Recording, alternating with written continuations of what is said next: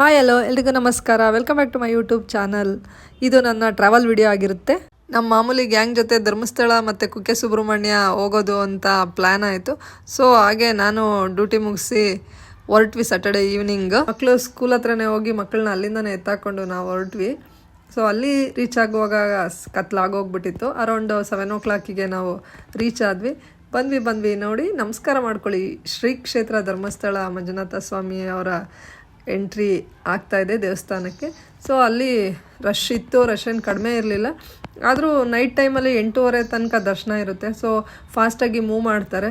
ಒಳ್ಳೆ ದರ್ಶನ ಏನೋ ಆಯಿತು, ತುಂಬ ಬೇಗನೆ ಆಯಿತು ಅಂತಲೇ ಹೇಳ್ಬೋದು. ನಾವು ಆಲ್ಮೋಸ್ಟ್ ಹೋದಾಗೆಲ್ಲ ನೈಟ್ ಟೈಮ್ ಹೋಗಿರೋದೇ ಜಾಸ್ತಿ. ನೈಟ್ ಟೈಮು ಬೇಗ ದರ್ಶನ ಆಗುತ್ತೆ. ಮತ್ತು ತುಂಬ ಚೇಂಜಸ್ ಆಗಿದೆ ಧರ್ಮಸ್ಥಳದಲ್ಲಿ. ಹೊಸದಾಗಿ ಏನೇನೋ ಎಲ್ಲ ಮಾಡಿದ್ದಾರೆ. ಸೆಲ್ಗಳಾಗಿರ್ಬೋದು, ಕುತ್ಕೊಂಡು ಟಿ ವಿ ನೋಡೋ ಯೂನಿಟ್ ಥರ ಎಲ್ಲ ಆಗಿರ್ಬೋದು, ತುಂಬ ಚೆನ್ನಾಗಿ ಮಾಡಿದ್ದಾರೆ. ಸೊ ಲಾಸ್ಟ್ ಟೈಮ್ ಹೋಗಿರಲಿಲ್ಲ, ಈ ಸಲ ಹೋದಾಗ ನೋಡಿದ್ವಿ. ತುಂಬ ಚೆನ್ನಾಗಿ ಅಪ್ಡೇಟ್ ಆಗಿದೆ ಧರ್ಮಸ್ಥಳದಲ್ಲಿ.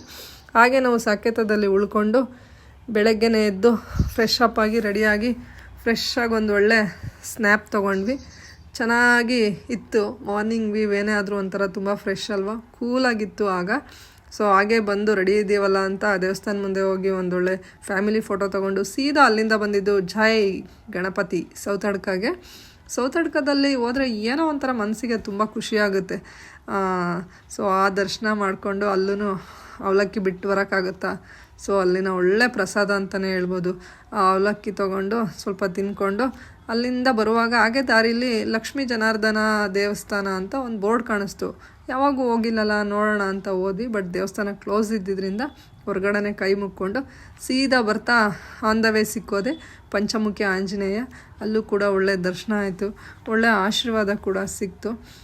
ಸೊ ಅಲ್ಲಿಂದ ನಾವು ಸೀದಾ ಹೊರಟಿದ್ದೆ ಕುಕ್ಕೆ ಸುಬ್ರಹ್ಮಣ್ಯದ ಕಡೆ. ತುಂಬ ಅಂದರೆ ತುಂಬ ಬಿಸಿಲಿತ್ತು ಬಿಡಿ.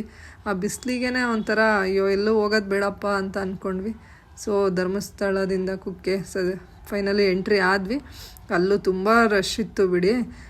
ಈಗೋ ದರ್ಶನ ಮುಗಿಸಿ ಬಂದಿದ್ದೆ ಊಟಕ್ಕೆ. ಒಳ್ಳೆ ಹೊಟ್ಟೆ ಹಸ್ತಿತ್ತು, ಒಳ್ಳೆ ಊಟ ಸಿಕ್ತು, ಬಾಳೆ ಎಲೆ ಊಟ.